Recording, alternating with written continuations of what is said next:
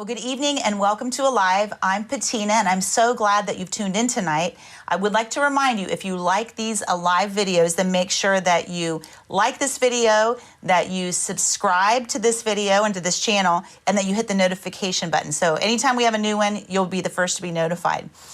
So a few months ago, I was on a Zoom call with someone I had just met, and we had an absolutely instant connection. I knew that I wanted to know her a little bit better and know her story a little bit more than I did that day. And I attended one of her training sessions then a few months later, and I've had that same connection, felt very drawn to her story, to how she met God and what in the world her life has been like. So tonight's guest began her walk with Jesus when she was just a teenager. She is a graduate of Oral Roberts University, and she has worked in ministry her entire life. She has worked in the inner city of Los Angeles. She's been a missionary to Russia and has been also a full-time staff member in local churches. Today, she and her husband are co-founders of Harbour Hope International, which is an organization here in Orlando that fights human trafficking through their mentorship program, community education, and also their life skills program. So tonight, I would like to welcome Merrie Karimov. Thank you so much, Patina. And I feel the same way. It was an instant connection. Well, I just, you have a charisma about you and a joy about you, and your faith. It's like I can see it in you. It like keeps you steady. So I am really excited to kind of dig in tonight and talk to you. One of the things that I was telling Merrie at the beginning of this that I don't know if I'm going to follow a script. I feel like we're just going to talk and go where the Spirit leads us.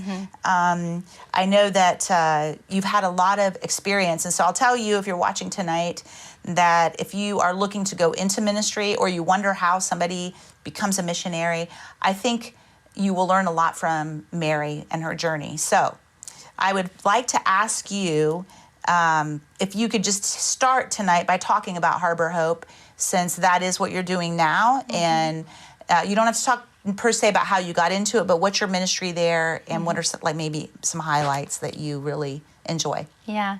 So Harbour Hope started about 5 years ago now. I guess we're going to be celebrating 6 years in November. And we provide mentoring relationships for survivors of human trafficking. Right now, we currently work with adult survivors, and all from the Central Florida area. And we have multiple community partners that refer into our program. And we get the joy of modeling healthy bonding and healthy boundaries. Our mentor program is unique in that we mentor in teams of 2. So we put 2 mentors to 1 survivor, and there's lots of reasons for that, but primarily we want to model what healthy bonding, healthy boundaries looks like. We walk with them for a year and just build friendship with them and get to be a support on their journey toward their own recovery and pursuing their goals and their dreams. So. How many survivors are there right now at Harbour Hope? Right now in our program, we support, I think we have 26 adult survivors and then 14 children that are part of our kind of bigger umbrella. So some of them have already completed their mentorship program, but they never leave our family. And so we continue to reach out to them, continue to support and encourage them. So I was actually blown away when I was figuring out all those numbers the other day. I was like, wow, we're really growing. It's amazing. Yeah. And what you're doing, I know here in Orlando, is one of the hot spots in the nation for human trafficking. So I really applaud you and what God is doing through you and your ministry there. And your husband is also a part of that ministry. And you guys are co-founders. We are co-founders, and I couldn't do what I do without him by far. And for him, I think when he started thinking about this and learning and being educated, really was on when we got to the States, and he said, that's somebody's mother, that's somebody's daughter, that's someone's sister. How can I turn a blind eye knowing that? And so that was really it for him. He's like, I'm in. I've had kind of a similar conversation with some people here in my congregation that, as I have learned being here in Orlando, I was originally in Tampa and then I'm from Ohio. But when you learn that how much it's here in right in our backyard. How can I turn away from it and not do something about it? So That's right. You know, I've just kind of been on this bandwagon ever since. And you're coming, just for those of you who are watching, Merrie's going to be here in September, the second weekend, I think, in September. And we're going to have a training here in our church. So we'll remind you again, but she's an excellent trainer. I can vouch for Merrie. The training is really, really good. So as someone who's been in ministry your whole life, pretty much, people would assume, I mean, maybe, that you were raised in a Christian home and everybody was like going to church every Sunday and had kind of this mission identity in your home. Is that the case with you? No, certainly not. What was your Pretty life? far from the case. I would say that we were not specifically raised in a Christian home, meaning that my parents weren't living out their faith on a regular basis. We were in and out of church over the years. We would attend on holidays. We might get really plugged in for a short period of time, and then we wouldn't, and then we'd fall off. And so really, I came to faith through my grandmother. So my grandmother was attending church, and she invited our family to go visit. And there were a couple of girls from my high school, and they invited me to come back to the youth service. And so I went to the youth service, and I gave my life to Christ, and that was really it. So you were how old? 14, 15? I was, yes, right. Just right before my 15th birthday. So that's the same as me. I was 14. Yeah. Good age. It is a good age. All right. So your youth group had a big impact. It did. On you. And so what happened when you were, did your family go to church there then, or were you kind of on your own when you were? They did for a short period of time, like I said, in and out. But really it got connected with the youth pastors. They kind of brought me in under their wing and invited me to be a part of a leadership team, a bigger leadership team, and built a really great bond with them. And they kind of talked to me about what it means to pursue Christ for myself and have a personal relationship. And kudos to them. I mean, that's amazing because that really settled within you. Did you start reading the Bible, or how did? I did, yeah. I don't know that I was consistently reading the Bible. I probably had a devotional book that had scriptures in it, things like that. Yeah. I do remember at one point learning that, there's 31 chapters in the book of Proverbs, so you could read, one chapter a day.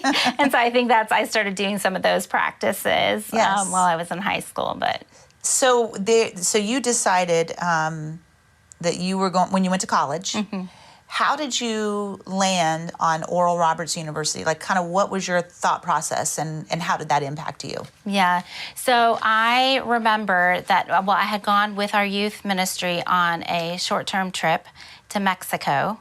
And actually, I think I ended up going on 2 trips to Mexico. And through that, I just immediately felt like I want to go and be a missionary. It was just such I was going to ask you that. Okay, so, that's interesting. So because of your experience in the youth group, going on mission trips, it kind of birthed this fire in you to become a missionary. Okay, all right, so that makes sense. So then that's why you ended up wanting to go to Christian university, or... Yeah, I actually remember having the conversation with my youth pastor at the time and saying, how do I decide which Christian school is going to be the best school for me? I had gone to look at a few different ones and told him what I wanted to do. And I don't remember, someone said, and I don't know where they got this from, but, if you want to go to the mission field, you either have to be a nurse or a teacher. Well, I was super stubborn. I've heard people say that before, but yes, you're stubborn. That's perfect. I was stubborn, and I thought, all my teachers growing up told my parents, we could see Merrie being a teacher one day, and I was like, no, I'm not doing that. Not. I'm going to go for nursing. Well, or you happen to have a nursing program. Let me tell you, it didn't take long to change my major within that first year. It's fascinating, though, isn't it, that missionaries, especially women, are going to be teachers or nurses. Yes. That's kind of like what the culture was saying anyway about women. Very stereotypical about what needed. We had to fit the certain mold. So wow. Yeah. So we talked. I know on the phone we were talking about how that age is critical. Like we in the culture right now, we have our kids in high school, then they go to college and they fall away. They a lot of them never come back to church. Right. Yeah. They make a lot of decisions. Maybe even if they do come back to church, that's a period of time when they're just going to go and live, and and I think it's a time of building personal faith because a lot of times they'll be on the faith of their parents, right? But it's a critical time, and it's kind of like a passion of mine. I just hope that, that there's you took the path of, I'm going to go to a Christian college and university and learn, because I want to be a missionary. Yeah. And I knew too, and this was part of the challenge, I think, even for my parents, is that they really wanted me closer to home. I actually had a scholarship to a state school, but I knew myself. I knew I was growing in my faith. I knew I was growing in my walk with God. And I knew that if I don't put myself in an environment that is supportive of my Christian faith, that it's really going to be hard for me to move forward without having that support. And so, and it's so funny because I remember there was a scholarship available my senior year of high school, and there were, I don't remember how many candidates, 50 candidates or something. And I remember praying and saying, Lord, if you want me to go to ORU, I need to get this scholarship. And I could have been prepping myself for the interview. I could have been doing a lot of other things, but something inside compelled me. I need to be praying. I need to ask the Lord to show me his favor. And Proverbs 3, 5, and 6 is one of my life verses. Yes. And so just praying that and saying, okay, God, I need you to direct my path. And I ended up being awarded the scholarship. And so there were little things along the way, my senior year of high school, that just were confirmation that this is exactly the plan and the path that God had for me. I mean, I find that so refreshing at a young age. Mm-hmm. You're 16, 17 years old, and you're praying, trusting the Lord with all your heart, Proverbs 3, and you're listening, and already saying to God, if you want me to, then, Yeah. But this is a prayer. This is what we pray. Yeah. And God answered that, gave you a scholarship, you went there. And it was a good experience, wasn't it? It was an incredible experience. I mean, I got there, and that's really where I began to grow my faith, because everything was supporting this idea of learning the Word of God and really learning what it meant to be in relationship and to listen and obey. Listen and respond, and started cultivating that in my own life. I mean, that's just kind of basic, right? Listen and respond. Listen and respond. And like, if you were to summarize your whole life, would it be that? Absolutely. Absolutely. Yeah. Learning how to hear what God's saying to me, discerning that, and then what am I going to do in response to what he's saying? Yeah. It's the life of a believer walking with Jesus. Right. So while you were there, so we know you were always drawn to missions. We know you went there to go to school to learn. God started speaking to you. You had something happen where you were going to be an intern, or you were accepted, or how did that all come about? Talk about that. So while I was there, of course, each summer I would go with the ORU missions department on a short-term mission. So after my first year, I went to Peru for the summer. The next year I ended up in Burma, Myanmar. And then during my third year, spring break, the missions department asked if I would help co-lead a team to the inner city of Los Angeles. And inner city, honestly, was not in my heart necessarily, if I'm honest. I had a lot of friends at school that they were like, oh, we feel called to inner city ministry. And I was like, no, I'm going overseas, I want to be a real missionary. Exactly, right? Whatever that is. But and so I ended up saying yes, agreeing, and going on this trip. And we went and spent time. We were working with a church plant in the Watson, Compton area.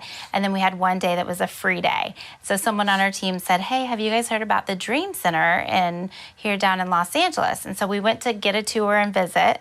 And I just felt compelled that I needed to reach out and find out if they did an internship. This is when the Dream Center, for anybody who is watching who knows about the Dream Center, they were 3 years old. So amazing. Pastor Matthew Barnett was 23 years old or something. He's very young. And so, it was right in the beginning stages. I think I asked you too, because I know it from Joyce Meyer. Right. But Joyce Meyer came a derivative. Correct. After that the beginning. Okay. Yeah. So Tommy and Matthew Barnett originally started the Dream Center in Los Angeles. Yeah. And that's okay. So I reached out to them about a potential internship. They had nothing official at the time, but there was one of their ministry outreaches called Hope for Homeless Youth, and they said, "Hey, if you want to come, you can do your internship here with us this summer." And so I said, "All right." So I packed my bags and went out there that summer, and it was just the most incredible, impactful, forever life-changing experience, really, because they were doing all types of ministry there, and it was basically putting into practice everything that for 3 years I had been learning, studying at school. And now I'm doing hands-on, and we're seeing gang members come to Christ. We're seeing those experiencing homelessness come to Christ. We're seeing, runaway youth come to Christ. So, I mean, all of the marginalized populations, as we would refer to them today, were a part of being, involved in this ministry. And so it was just So was amazing. there, as part of the ministry, what were the components of the ministry? So the one that I ended up initially getting connected with, which actually led me to what I do today, was called Hope for Homeless Youth. And so what we would do is we'd go out on the streets of Hollywood, Sunset Boulevard, and there were youth that had run away from home that were living on the streets, and we would just reach out and talk with them, invite them to come back. And so the Dream Center, for those of you who don't know, is located in the old Queen of Angels Hospital, right in the inner city of LA in Rampart District. And so we would invite them to come back to the Dream Center. We would do a Bible study, we'd have pizza, and then if they wanted to get off the street and be a part of the youth discipleship home, they could choose to do that. They just had to agree to all of the rules and guidelines. And obviously you wouldn't force them. Right. But you were giving them an option, Mm-hmm. to come out of that. Yeah. And that kind of changed your life. You met someone there, didn't you? I did. So my first responsibility basically was to mentor this young girl. So she had run away from home, and she was basically selling herself on the street. This is in 1997. So we had no understanding about the principle of trafficking. We still all had this impression that everyone who was in prostitution or was being prostituted was making the choice to do so. So there wasn't that understanding yet. So she was 15 years old. She was about 5 months pregnant when she came to the center. She was severely bruised, beaten. I don't know what drugs she had been on, So she came into the center and she wanted to get off the street. And so they matched me with her and asked me to start mentoring her. So in my naive mind, I grew up in rural Colorado. I'm one of 4 girls. I have 3 sisters. I thought, this will be like having a little sister. Not quite. I don't remember how long I was mentoring her, maybe a few months. And during that time, she would tell me little bits and pieces of her story. And I gave her makeup, I gave her clothes, we did her nails, all of that. And then I'll never forget, one morning I woke up and she had run away. Now, I had no idea that this was a common practice for this population. Yeah. I didn't know, and I was devastated. I thought, I did something wrong, she didn't like me, what happened? And about a week later, we went back on the street, and one of her friends came over, recognized us, and said, basically, you helped her clean up so she could make more money. And that was like a punch to my gut, right then. And I thought, okay, I've got some things to learn. We can have the best of intentions. We can really want to love someone, but if we don't educate ourselves around the population that we're serving, we can end up causing more harm. And so I have been on a mission really since then to help people understand how do we best care for those in the margins without causing more harm. I mean, I think that's an amazing thing that you would take that and say, I'm going to use this to propel you even further into it. Rather than saying, I'm not cut out for this, you said, wait a minute, I did something and I can improve and I can help other people improve and we can help this group of people. Yeah.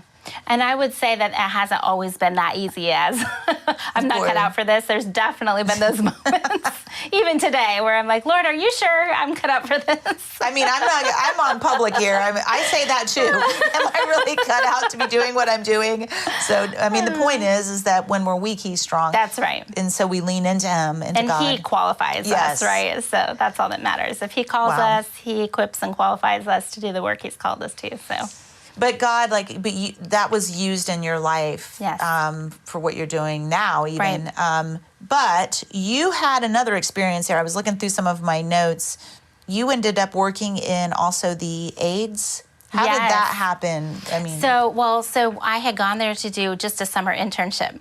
And just prior to leaving there, I'd been a part of it's called the Spiritual Life Dorm Group at ORU. And my dorm director and I had a meeting, and she said, I really feel like God's just telling me that He might be asking you to stay in Los Angeles after your summer internship. And I said, wait a minute, I've been sensing that, but I've thought that cannot be God. Because why would God ask me to go to school I've been here 3 years. I have 1 year left, and then say, oh, now I'll just stay in Los Angeles. You know, Just it didn't make any sense, right? Like, why would it? What? That doesn't make any sense. She's like, I don't know. Just stay open. Just stay open. So that little seed was planted in my mind before I even left for my internship. Yeah. So then the whole summer, of course, I felt like I kept coming back to that in my quiet times with the Lord. Like, Lord, would you? Could you? Would you ask that of me? You know? And I finally got to the point toward the end of the summer where I felt like the Lord was saying, yes, I need you to stay. And so I didn't know what that meant. I didn't know if I'd ever finish school. I really didn't know. I just knew that he was telling me to stay. And of course, it made no sense to anybody back home, including my family. Yeah. Like, Yes. what? What are you saying? You've lost your marbles, you know, everybody. But I didn't need the approval of anybody else. I just knew I needed to be obedient to what the Lord was saying. And so as a result of that, coming back to school, I had to go back and get all my belongings out of storage and all those things. And then when I came back, then I started looking at what other ministries, what other outreach opportunities. I wanted to familiarize myself with everything that was going on there at the Dream Center. And so one of those was we ended up, and I can't even remember exactly how we got it, but we got a list or some names of some people who had the AIDS virus, who had chosen to bring hospice in at home, in their home. And so one of those homes in the area of the Queen of Angels Hospital where we were at, a gentleman there, we got to visit him, we got to know his son, just a really beautiful story, and he ended up passing. But it was one of those moments where I knew that that was what mattered, that if the reason God had asked me to stay was for that one person to come to know him, that it was all worth it. And so it was a beautiful opportunity for I keep thinking, and I keep wanting to say when someone's watching that your family wasn't really 100% on board. Correct. In your own mind, you were trying to understand what's God saying. Mm-hmm. Yes, you had people around you, but really you were making these choices. Mm-hmm. Mm-hmm. And I just want to shout out to someone, if you're struggling, if your family's not supportive of you, even if your spouse isn't fully understanding what God is trying to say to you, this is about you and the Holy Spirit. And I think it's brave of you to go through this and hear and wrestle and listen. And I had somebody say to me many years ago, he said, because I was really stressed out about a time when my husband and I didn't have a source of income. And we had a lot of bills. And I was staying up all night and really and he said, are you trusting the Lord? And he said, if you're trusting God, watch what happens. And so my whole year was learning to trust God, even when I didn't know really what the future was. It changed my whole life. Right. That year changed everything about my future of trusting God. You started that at a very young age, where you were just kind of responding what you said before. You were seeking God, you were listening, and then you were, how will you respond? And he was teaching you, I see, back then, right? Yes. And I do want to say this for anybody who is listening and who is watching, that it just didn't happen overnight that I suddenly had faith to believe God that I was supposed to stay in Los Angeles. He was really teaching me my whole time I was at school. Yeah. So with every semester, and I think I shared this with you on the phone, with every semester, he provided supernaturally for me. So to be able to stay in school, to be able to return the next semester, even with loans, even with scholarships, even with all of that. I mean, it was a private university. It was still expensive. And each semester was a miracle. So I was learning little by little how to trust him, how he was my provider, how he was my protector, you know? And so that all of those baby steps led me to the place to be able to say, okay, I know your voice, you know, and I've seen your hand. And if this is what you're saying, then you've got me. That's right. Yeah. I mean, after you've seen, that's a good point, like after you've seen him stepping in time and time and time and time again, then, you know, you're like, okay, I have to trust you because I know I can. Right. Because you've come through for me so many times. Right. And I think that's why I've always been drawn to people who are missionaries. Even when I've talked about it before with with some of, my church, but it's going to church when I was a child, sitting on the front seat when there was a missionary there. I'm like sitting there listening to every word because they were people of faith. They had to trust God to survive. Yeah. So it's a cool lesson, though. It's not just for missionaries. This is how we're supposed to live every day. Every day, It's right. not just missionaries. Right. But anyway, I think that's a really cool story about the patient who had AIDS. And in that time, Yes. it was really taboo. And like we talked about earlier, it was like somebody had leprosy. Yeah. Like, you don't want to go near them. And Right. I was preaching a sermon a couple months ago about my cousin who had AIDS, and I said nobody wanted to go see her because my friend and I went, but we were still scared. And this was in the early 90s, and when everybody thought you could get it from Right. saliva or Right. contact, and so it was very scary. Yes. Yeah. It really was. And No, go ahead. no, I was just going to say, and I feel like that's sort of how I saw it as well. It's almost like this modern day leprosy where people were so afraid. But, again, all I can say is that I really learned how to trust the Lord. So if this was the door that was opening, and these are people without Christ who needed to know that there was a God who loved them, who created them, and they didn't have much longer to live, I wanted to make sure they heard it, that they had an option, Yes, and that heart of the passion that Jesus has for everyone, and going to the other side, and going to the person who nobody wants to go to, and finding them, and that's that heart that was developing in you. Yes. So how did you finish? Talk about how you finished school. Yeah. So after about a year of being at the Dream Center, I ended up going back, moving back to Tulsa and finishing school, and was working for a church there in the Tulsa area. And then when I graduated, the opportunity came to go to work for this mission. And when I went for the interview, and I learned the part of the world that they were in. Now, remember, I had a Spanish minor. I'd been living in inner city Los Angeles. I've been predominantly using my Spanish, right? Yes. So when I heard, we're in the former Soviet Union, Russia, the former Soviet republics, there was not an ounce of anything inside of me that wanted to go there. What did you imagine? Like cold weather? Cold, freezing cold. I grew up in Colorado, but I'm like, no, I don't know if I could do that. And so that, I thanked them for bringing me in. I said, God bless you. You have an incredible ministry. I'll be praying for you. And I left. And that weekend, I was wrestling with the Lord. I mean, giving the Lord every reason why that was not the job for me, right?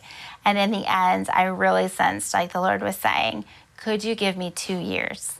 Yeah. Could you just give me 2 years? And I finally said, okay, God, I can give you 2 years.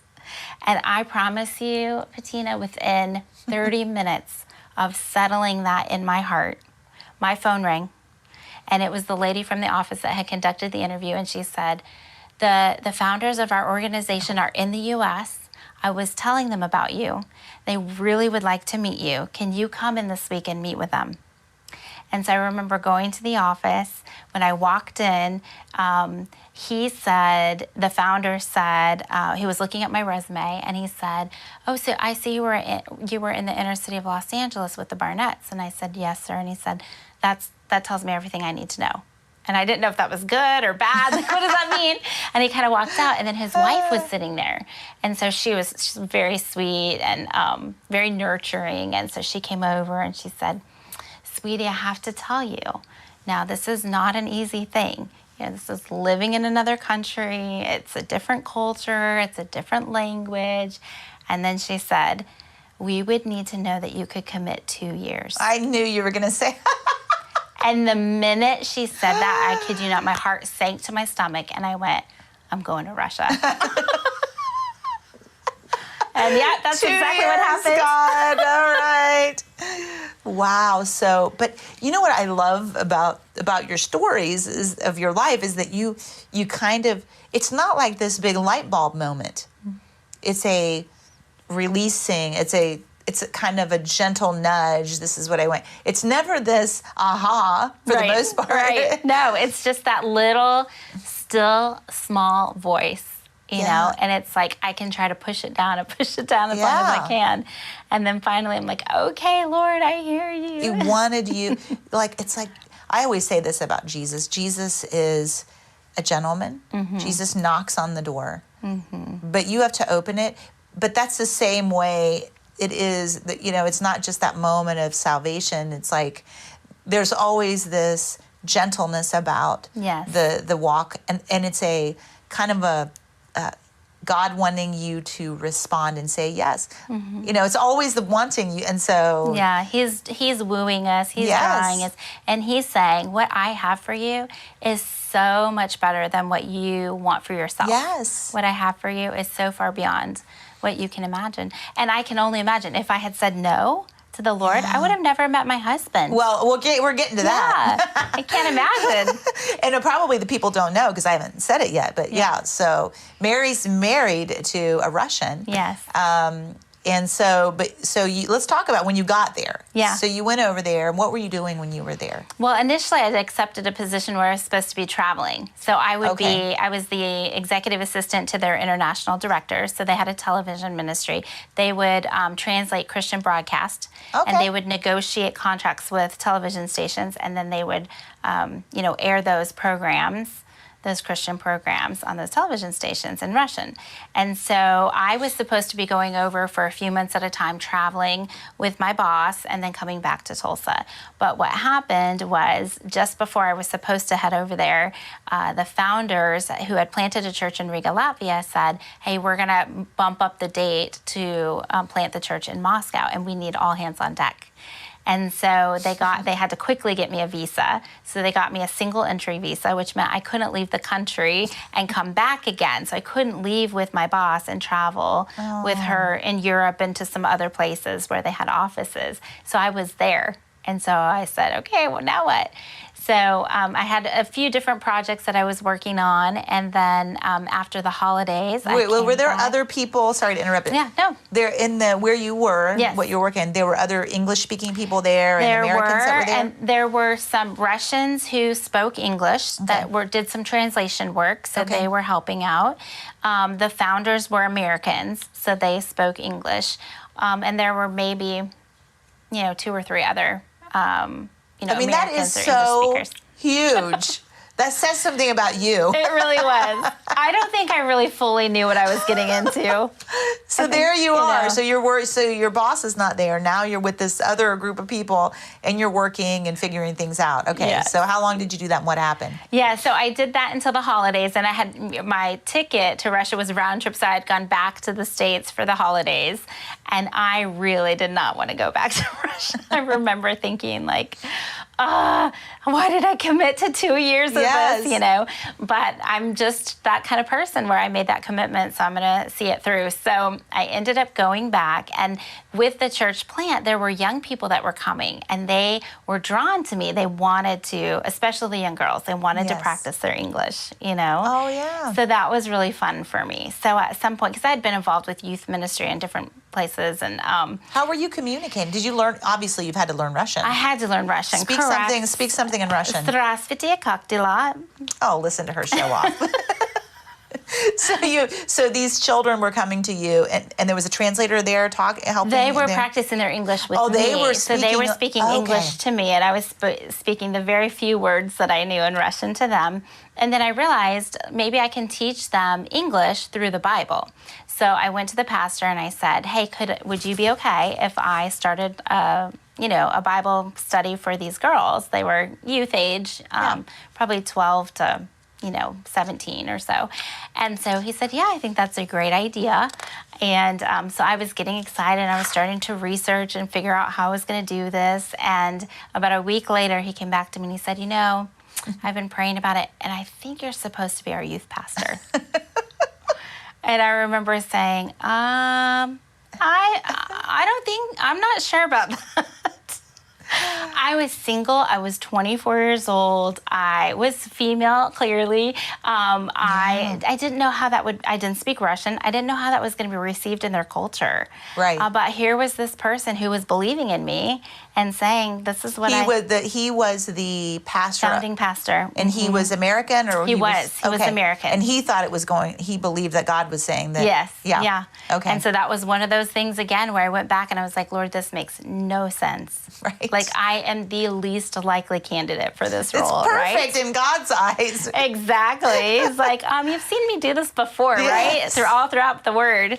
And so I finally just said, okay, Lord, if this is what you're calling me to do. And so we started building a youth ministry. And the first gathering that the youth were kind of coming together, and there were maybe 8 of them that were coming together. And also the pastor, he had a vested interest because he had 3 boys that he wanted in a youth ministry, right? Yes. And so I'm sure for him, he was like, they're English speaking, and they spoke some Russian too. So he's like, it'd be nice to have Merrie's somebody who beautiful. Bring they her were in. younger boys, but and so the first time that we got, everybody got together, my husband was there, and he was helping to lead worship. Okay. And so I approached him afterwards and asked, would he help us build out our youth worship team?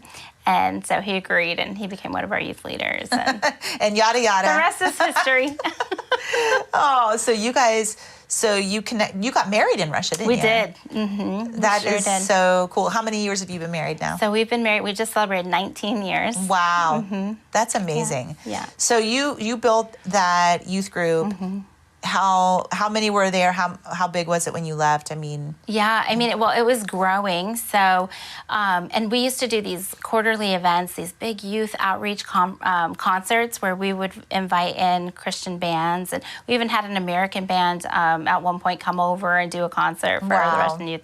So our events could be up to 2,500 kids that would be gathered for the concerts. What? Mm-hmm. Wow. Yeah, and then our youth ministry grew, and it grew up to probably around 300 kids. Wow. Yeah, by the time we were leaving. So before you got married, you were living there by yourself in an apartment. Right. Mm-hmm. And so that's where you had your first encounter and understanding of human trafficking over there. Yes. So talk to them about what that was like. Yeah, so I had a roommate. She actually had 2. Who was supposed to be my boss was one of the roommates, and then the other one was from Latvia, and she was English speaking. She'd been with the ministry for a little while. So the 2 of us, but so we were living in this apartment in the center of the city, and I'd been there a couple of weeks, and one night I went out on the balcony, and I just observed right behind our apartment complex, our building, there was an alleyway. And so there were 2 cars shining their headlights.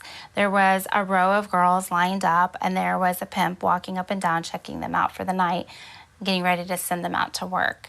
And I remember seeing the scene and just being heartbroken that this was happening. And I remember just kind of like that desperate cry of your heart saying, Lord, please send someone to rescue them, to help them see their worth, to share about Jesus with them.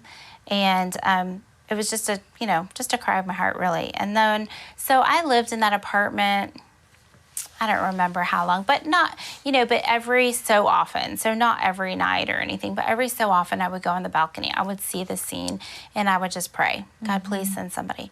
So then I started thinking, okay, what can I do to prevent this? And really it was pour into these youth, help them understand their identity in Christ. One of the things I was observing, it seemed like there were a lot of young people that would hang out on the streets, and they would be drinking beer, and just a sense of purposelessness in their faces. I'll never forget, actually, when I started working with young people, there was a time where I said, I don't know how many kids were there that in that particular setting, at least 50, maybe even close to 100 kids. And I remember saying, how many of you have ever been told, dream as big as you can dream. You can accomplish anything you want to accomplish? The only 3 hands that went up were the pastor's sons. Wow. Not one of those youth had ever been told that. And this was during a really dark time there, wasn't it? Yeah, this was 2000. So communism had fallen, but there was a lot of chaos. There was still a lack of a lot of structure. There was a lot going on. And at that period of time, there were what they called social orphans. There were about 500,000 social orphans on the streets of Moscow, meaning that these were children who had parents. The parents couldn't afford to care for them. And a lot of them may have been from surrounding villages, and they sent the kids to the city to beg. And so we had partnered with an organization that was working with these kids.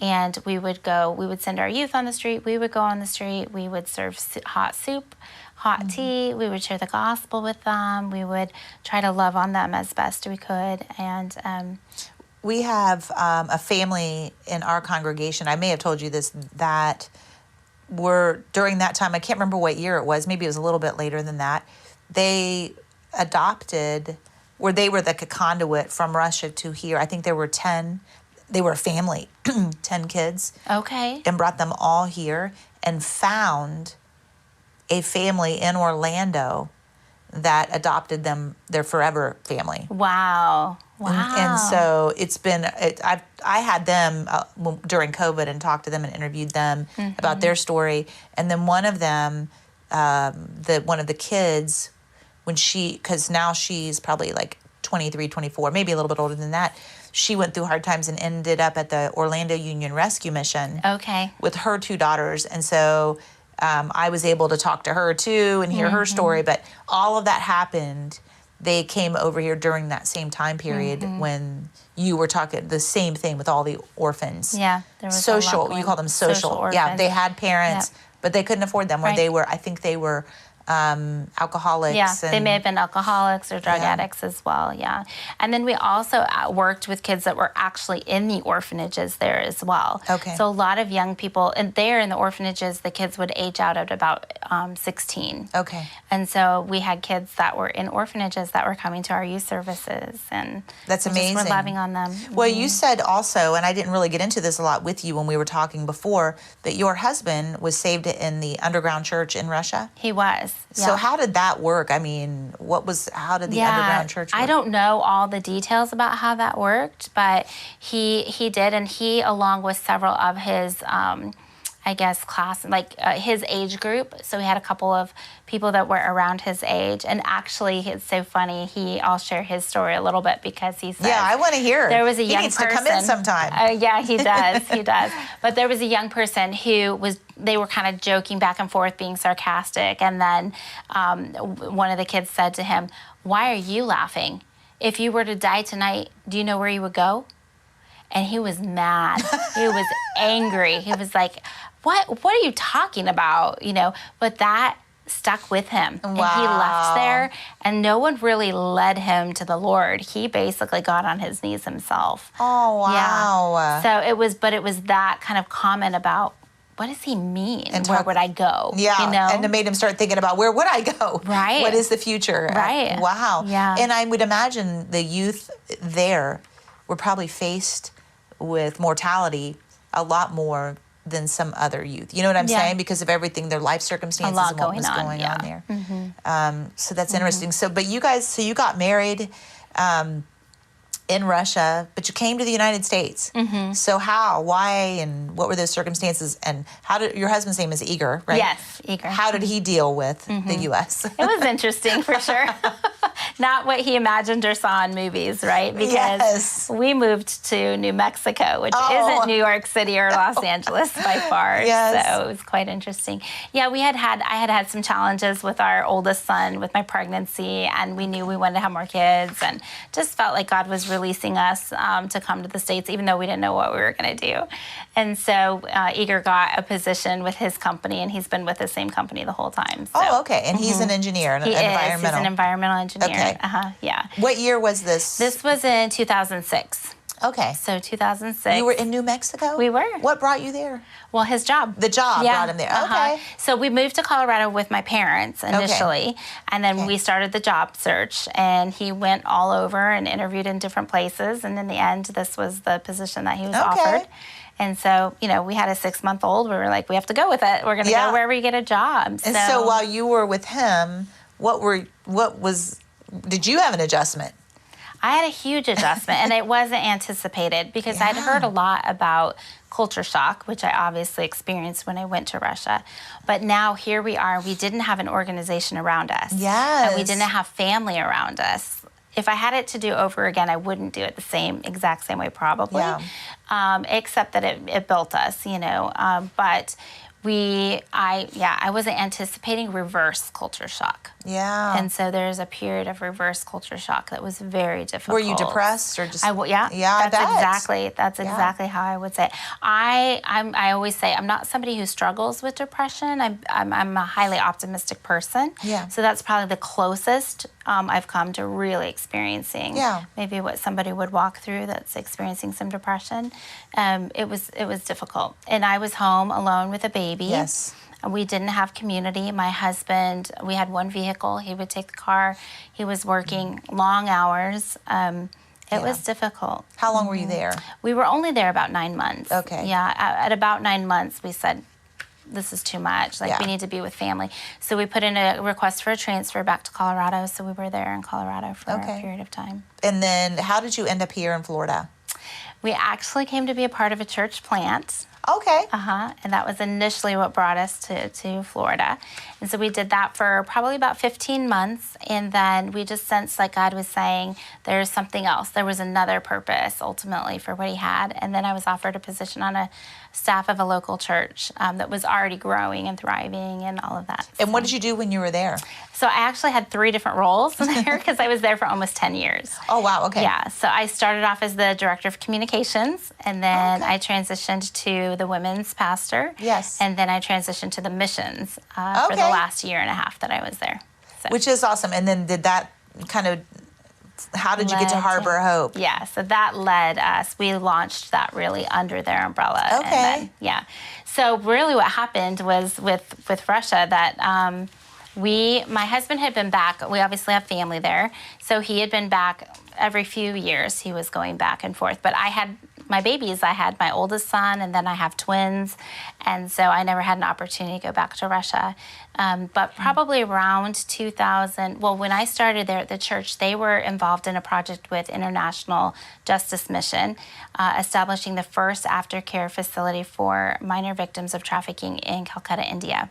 Oh, my. Right. So I had an opportunity to travel to Calcutta, to see the work firsthand, to see the transformation that had happened in these young girls' lives. And I just kept thinking, who's doing this in Russia? Who's doing this in Orlando? Like, this isn't happening just here.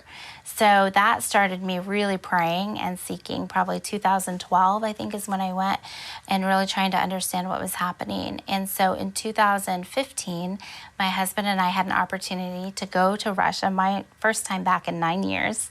Wow. And we had already gotten some connections through some other anti-trafficking organizations and had learned that there was sort of this grassroots movement, boots on the ground, trying to do some work in the Moscow area. And so we set up a couple of meetings before we went over there. And we ended up meeting with each couple, learning kind of what they were doing with the team, and realized they were all sort of on the same team. And they both had said to us, you really need to meet kind of our main leader. And so we said, okay, yeah, we're here for about 3 weeks. If you set that up, we're happy to do that. And so we went out of town. I had done a women's conference in another village, and we came back, and we have this meeting. So we're gathered in the basement of this church in the city of Moscow. And there's this team of people, and they're talking about these rescues that had just happened with these women from Nigeria, and they were helping them get their documents and get back home. And so they kind of finished their meeting, and we're just sitting there. And then they turned to us, and who are you? Who are you with? Like, we're not with anybody. We're just 2 people trying to figure out what God's saying and what we're supposed to do about it. And so, of course, my husband's like, Merrie, share your heart with them. So pretty much everything I've just shared with you all tonight, sort of my journey, I shared. And when I got done, he and his wife were both choked up, crying. And he said, something you shared at the beginning of your story really moved me. And so I said, what was that? He said, do you remember a little yellow Niva, which is a Russian make of car? And I could not figure out why he was asking me that. And I said, I'm sorry, I don't remember. And he said, I was the pimp responsible for that location in the city when you were living there and you were praying. And now I've given my life to Christ, and I go in and I help rescue these girls. And I lost it. I'm almost losing Like, it. I've you're losing heard it now? I'm like losing it now. I lost it. I thought my Russian is rusty. I misunderstood some things, like what's going on. I couldn't believe it because it had been, at that point, it had been 15 years since I had lived there. And, you know, those prayers, just a cry of my heart. Yes. And so I couldn't hear anything after that. I just had to excuse myself. I went to the restroom. I remember splashing water on my face and looking in the mirror and saying, God, I'm so overwhelmed by your love for me right now that you would allow me to see the fruit of my prayers from 15 years ago. That's amazing. That I crossed paths with this man in a city of 18 million people. There's no explanation except for God. None. There's no explanation. And the fact that you saw, I mean, you probably saw him. Oh, absolutely, I saw him. You know, and then for God to allow you also to connect with him. Right. And to see that somebody was praying for him. Right, and for him to hear that. I mean, all of it. I think for both of us, it was one of those moments. Well, I come out of the restroom, and his wife is standing there under the stairwell, and she pulls me aside. She's crying, and she says, I couldn't say this in the larger group because I feel a lot of shame around this, but she said, I was one of those prostitutes. Oh, my best friend and I. And she said, the minute that you started sharing your story and you said where in the city you lived and where you were, the Holy Spirit told me it's because of your prayers I came to Christ. And I lost it all over again. At that point, I didn't even care. I was a hot mess. I was bawling, snotting, all of it. I was hugging her. She said, I'm going home. I'm going to tell my best friend that I met you tonight. I mean, it was... one of those moments. This is kind of a side note, but regarding prayer. Yes. I've told people this story before about my grandmother. So my grandmother prayed for all of her children, and they all came to Christ except one. And I moved to Florida, and it was my uncle, and we all called him Pedro, but doesn't matter. That's what we called him. And so I found out he was here in Florida. I didn't even know it because after my dad died, I didn't keep in contact with anybody. Mm-hmm. Found out he was here. I called him. And without going into all the details, I mean, God connected us. Mm-hmm. And I was able to walk with him in the very last part of his life. I was in contact with him for the last 2 years of his life and was by his bedside when he took his last breath, knowing that he had made a commitment to the Lord because of all these conversations that we had had. Mm-hmm. And he ended up having a dream in the middle of the night, and Jesus came to him, and it was amazing. But my point is that I tell people my grandmother did not know the fruit of her prayers until he transitioned to heaven with her. But when we pray, things may be happening that we don't know. Right. And God allowed you to have a peak of one answer, two answer. You know, your prayers and your passion, because you were praying what was on God's heart too. And that's the thing I tell people is sometimes we get so caught up in how the prayer sounds. Yes. I'm not a good prayer. I don't pray well in front of people. It doesn't matter. No. It doesn't matter if the words you said were macaroni and cheese. Like, God sees your heart. It's what's coming out of your heart. That's right. The words I was praying, I can't even tell you what they were. It was a desperate cry of my heart. Lord, please send somebody to help these women. Not knowing that he would somehow have me in that part. That's amazing. You know? So did that also fuel your, or give you more, I don't know what the right word is, resolution about what you were supposed to do? Oh, absolutely. 100%. Okay. That was the turning point for us because we had that experience and then we said, Lord, what are you saying? Are we supposed to move our family back to Russia? Exactly. Did we get involved in all of this in Russia? And so we came back to the States and we really were seeking the Lord. What do we do? What's the next step? We knew that Russia had closed all foreign NGOs. So around the same time that Explain what that is. Yeah, so non-government organizations or nonprofits, around the same time that they stopped foreign adoption, they shut down the foreign nonprofits because there was a lot of corruption and things happening. And so they shut all of that down. So we knew we really can't open a nonprofit in Russia. What do we do? And we just felt, again, just sort of this prompting to go ahead and set up a 501c3 right here in the U.S. So we just did the next step. You know, we set up an appointment, we figured out what we needed to do, paperwork and all of that, and we did that. And it was shortly after that. So November will be 6 years that we established all of that. Wow. Shortly after that, I'd been leading the women's ministry, and we had launched a women's mentorship program at the church I was on staff at. And I was having a gathering of all of the mentors where they could share ideas, what was working in their mentorship, where were they facing challenges, and just be that community for one another.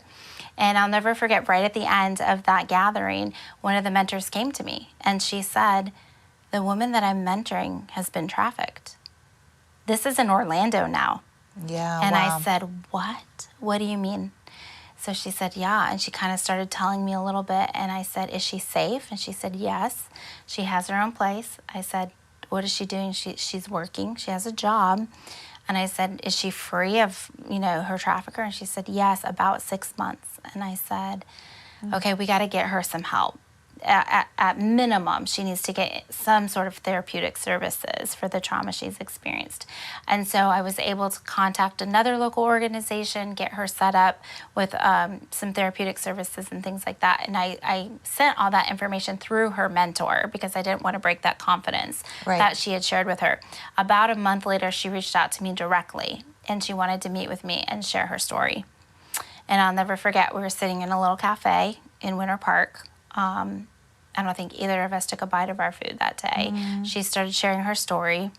She went into great detail. She had tried to escape her trafficker on 3 different occasions, and every time she was turned right back over to her trafficker. Wow. And I left that meeting and I said, "Lord, this is unexcusable. Yeah. This cannot happen on our watch. No. Not on Florida soil, not in Central Florida, not here in Orlando. Yeah. This cannot happen." And so I was undone for probably 3 days. I was driving around bawling, saying, "God, open our eyes, open my eyes, show me what I can do, what's safe to do, I'm not going to put myself in harm's way." But, and so that really was the beginning for us as far as our work here in Central Florida. And I started educating myself. I started researching what exists, where are there gaps, what would be our role, what gap could we fill. So that was really it. So your life, like sometimes I have people on the show and they've had like total devastation and they've risen, like probably some of the people that are coming out of human trafficking. Your life is different in that you've walked with the Lord from the time you've been a very young person. And I know that your life was not perfect and you've learned a lot. I kind of want to talk about that a minute with you. And before I do, I just want to tell people that we're gonna conclude and kind of talk about some practical life application things. And I want to ask Merrie some questions. If any of you have questions, then now's the time, and I'll look at them here in a minute. We're going to continue talking for a few more minutes, but we will we'll pause, and if you just want to comment and say an encouraging word to Merrie, you can do that too. And if you don't have any questions, that's okay too. We'll just keep on talking. Yeah. There's plenty to talk about. You said to me when we were talking before this interview, you said God was your counselor. And you said you began to trust him as Father. Can you talk about what that means to you? Yeah, I think for me, I knew that I couldn't get the wisdom I was seeking from my natural parents because they were not walking with the Lord. And so I just had to learn really what it meant to go to him for my questions. And I always say there are kind of 3 words that define sort of my life. And that is, God is my provider, as my protector, and divine providence, really providence, these divine meetings, with different individuals. And so those really shape all of my life, if I were to sum it up. So to me, it means going to his word. And then if there are things that I'm unclear about, then seeking wise counsel, so people who are like-minded, of like faith, But really, the Holy Spirit is our teacher. That's what the Word tells us.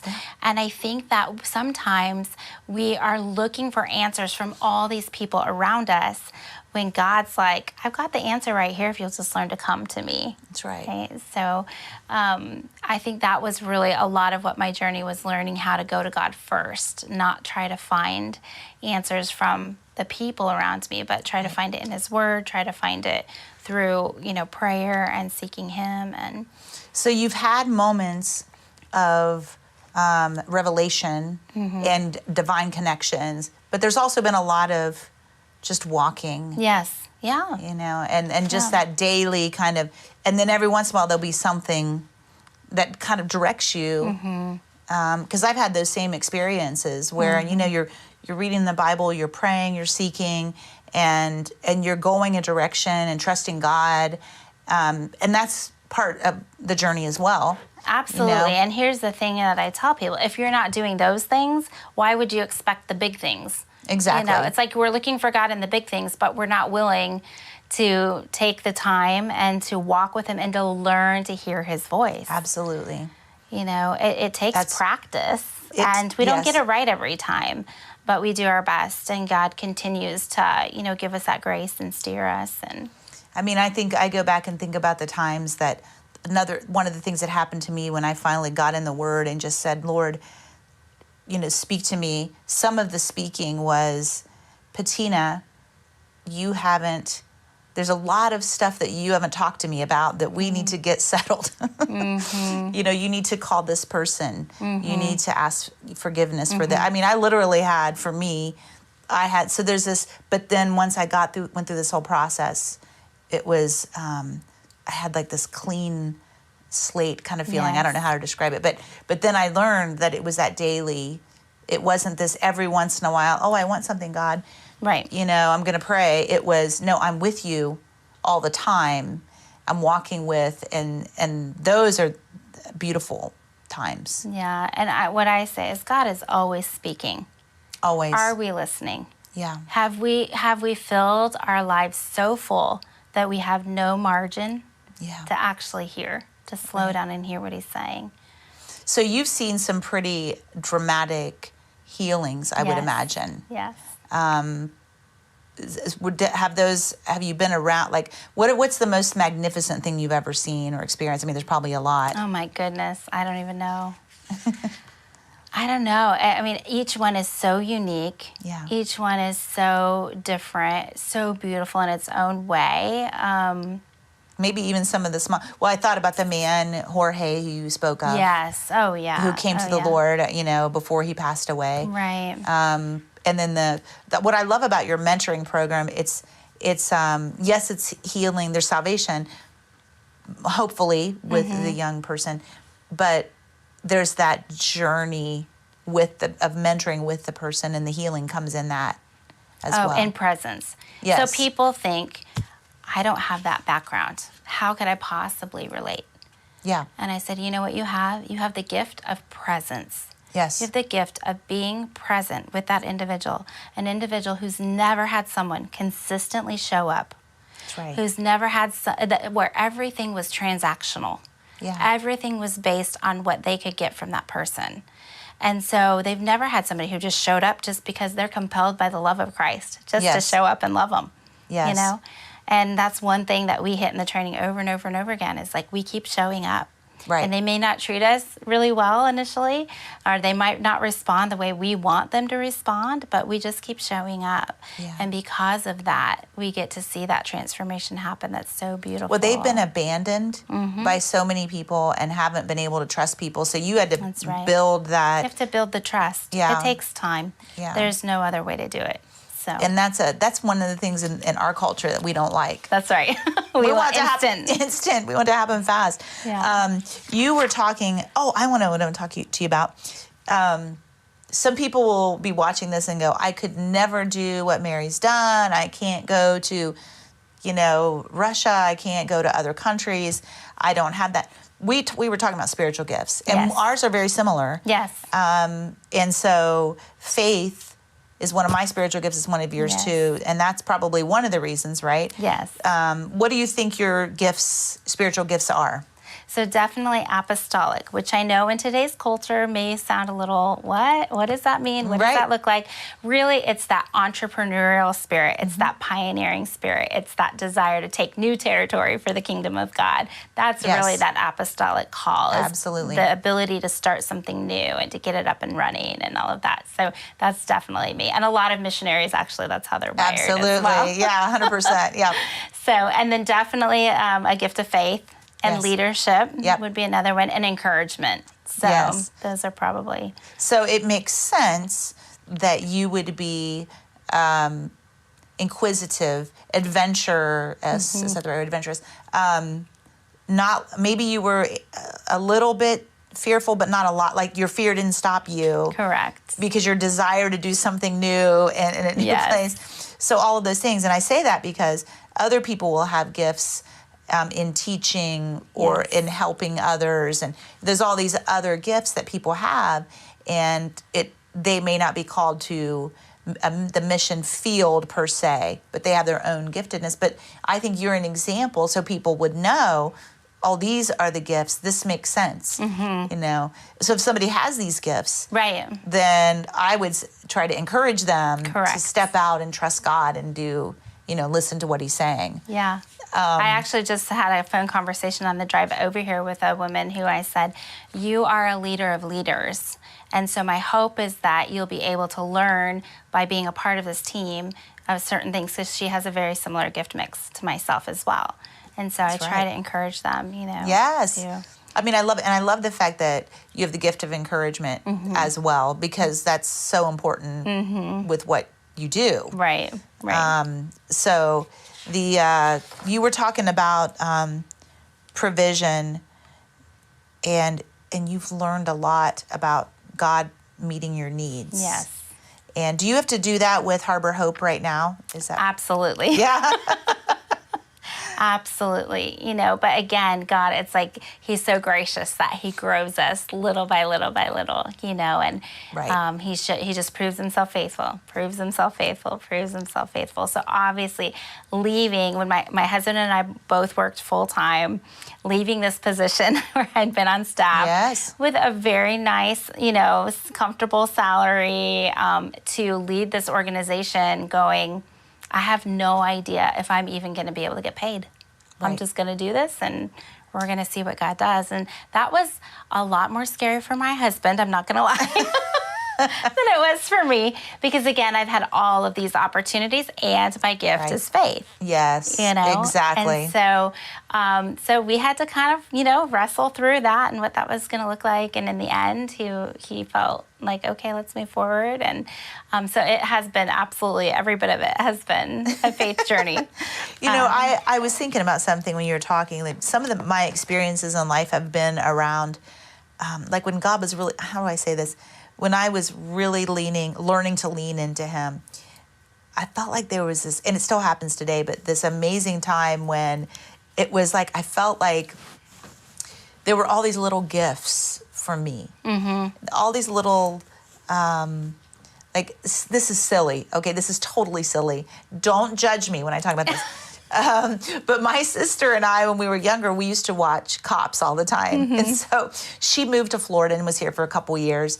And I hadn't seen her for a long time. And she had kids and I had kids. And she was coming to visit me. I was living in Tampa. She was living over here at Merritt Island. And it was her birthday. And I said, she said, it's my birthday. We're going to watch Cops together, because that's what we used to do all the time. So Cops was coming on at 8 o'clock. And at 6 p.m., the power went out. And so we're talking, and she said, I can't believe the power went out. We can't watch Cops. I said, I know. And then I said, no, it's your birthday, and God is going to answer. This is your birthday present. God's going to make the power come on at 8 o'clock, and we're going to watch. I'm praying about it. So I asked for God to help let the power come on at 8 o'clock. And we just kind of, kind of walked away and started laughing about it. And the power was off. And I'm not kidding. Yeah. 1 minute before 8 o'clock, the power came on. Which is just like God, Just right? yeah, wait until 1 I'm not minute. going to give it to you 30 minutes beforehand. I'm going to wait until 1 minute before 8 o'clock. He wanted us to know. And I looked at her, I said, see, God is, like, he loves you. Like, that's like little things. I'm sure Yes. you've experienced that as well. Oh, my goodness, so many times. So many times. All of the little things, Which is Andy. why I'm like, I have to be God's favorite. That's what I say, too. No, I'm his fave. No, I'm his favorite. Come on. So let's see if there's there. I know I've got all kinds of things going on here. Erica, she says, "What a beautiful servant heart! Your unwavering faith and openness has allowed God to work wonders through you." And I don't know if we have any questions. Let me see if we do. Because I told you I was trying to share this, and I don't know if I actually did or not. What is going on here? All right, so let me just look here. All right. Damien, are you back there? Do you see any questions? On Facebook, no. Okay. All right. So we will. Let me see if there's any on our YouTube. I don't know. Most people on YouTube they usually don't ask questions. So we will see. I don't see any on there right now. Okay. Is there anything that you would like to say about, anything on your heart to anybody watching, or about going into full-time ministry maybe, or... I think a lot of times I get asked, like, how did you get to where you are? Well, you've heard a lot of it tonight. But I think really what's important for people to understand is it's one step of obedience at a time. Absolutely. And I always tell people, if you feel like you're not hearing from the Lord, go back to the last thing you know he asked you to do. Did you do it? And if you haven't done it, why? That's right. Go back and do the last thing he asked you to do, and then all of a sudden you'll see it like opens up the floodgates, and all of a sudden you're hearing from him again, you're getting clarity again. That's such wise advice. And because each yes leads to the next That's exactly right. yes. And so we're building a house, basically, for each person in the kingdom of heaven. We're all like building something. That's and, right. If we're not laying that foundation and there's that one brick down there, then the house will fall. That's We right. have to keep building upon what he's asking us to do. Yeah, and the other thing too is for those of you who may be experiencing fear around something that the Lord is asking you, think about who's on the other side of your step of faith. Because so often we think of these decisions in such isolated situations, and what we don't realize is that our obedience affects so many other people around us and potentially generations to come after us. You're right. And so if we're feeling afraid, if we can kind of think about who's going to be affected as a result of us being obedient, sometimes that helps us to push through that fear a little bit. Yeah, and I just thought of something. There is sometimes people stay too long where they are and not move out from whatever they're doing. And I've seen people do that in ministry roles where they stay there because they feel guilty that if they leave, that it'll leave. But as soon as they leave, God had something different. And so sometimes you're supposed to leave, and that's okay. Yeah. You're supposed to go do whatever other thing God is asking you to do, and don't feel compelled or feel guilty. Right. Just listen to the Spirit. That's right. And that means that by you stepping into your next thing, it opens up an opportunity for someone else that God's already been maybe speaking to, and you're just unaware. Exactly. Because he's Yeah. doing all kinds of things. And I've definitely missed it. Yeah. Me too. I've definitely missed it. I've definitely heard the Holy Spirit and not obeyed, and there have been consequences to that. And sometimes some people have been harmed because of my disobedience. Yes. Sometimes some people have had to wait on things they've been asking God for had I been obedient immediately. Yes. Yes. I had to apologize to someone that I was talking to a few weeks ago because she was telling me how she had been praying for something for about a month, and the Lord had put her on my heart a month prior. And I just said, please forgive me. That's my fault that you had to wait because I wasn't being obedient. So, we don't get it right every time. Right. But I think recognizing that and knowing, this is, one of the things I say all the time too, is that, God is, we're just not looking for perfect examples. We are looking for living examples. Yeah. So when people say, oh, I don't have my own life together, how could I possibly mentor someone else? You know what? You're the best candidate.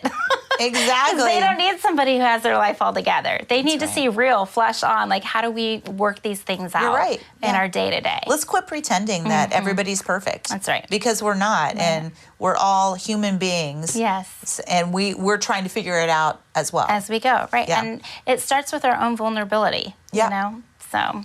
Well, I've enjoyed our talk. Yes. And one of these days I'm going to have you back and we can talk about all kinds of things. You are coming back, though, in September. I am, and I'm so excited to be with you all. I am, too. And I hope if you've been watching tonight that, first of all, I want to say, if you want to sign up for the training, even if you're not involved in missions or with Harbour Hope International, I want you to come to the training, men and women. It's really good.